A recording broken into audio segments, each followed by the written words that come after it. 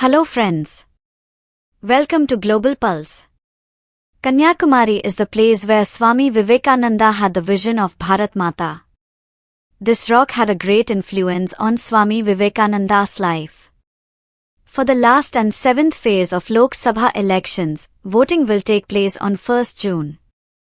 Prime Minister Narendra Modi can visit Kanyakumari before the final phase of voting. He can meditate at Vivekananda Rock Memorial there.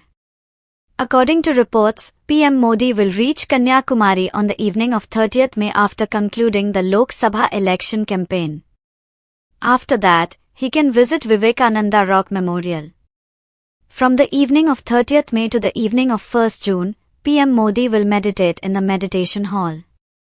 Swami Vivekananda also meditated at the same place. Kanyakumari is the place where Swami Vivekananda had the vision of Bharat Mata in deep meditation. This rock had a significant impact on Swami Vivekananda's life. It is believed that, just as Sarnath holds a special place in Gautam Buddha's life, this rock also holds a special place in Swami Vivekananda's life. After traveling across the country, Swami Vivekananda arrived here, meditated for 3 days, and had a vision of developed India. PM Modi's plan to meditate at the meditation site of Swami Vivekananda reflects his commitment to incorporating the perspective of developed India into life. This is the very place where, according to religious beliefs, Goddess Parvati awaited Lord Shiva sitting on one leg. It is the southernmost tip of India. Additionally, it is the place where the eastern and western coastlines of India meet. It is also the confluence point of the Indian Ocean, Bay of Bengal, and Arabian Sea. PM Modi wants to signal national unity by going to Kanyakumari.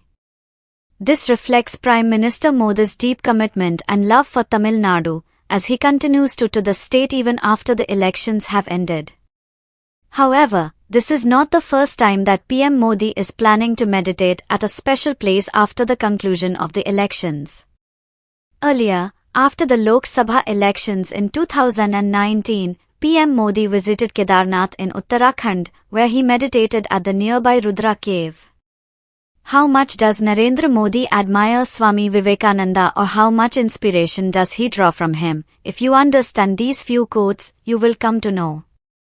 In 1893, Swami Vivekananda gave a speech in Chicago. With regard to this, PM Modi has discussed several times from various platforms about how Vivekananda explained Advait, non-dual, Vedanta to the Western world.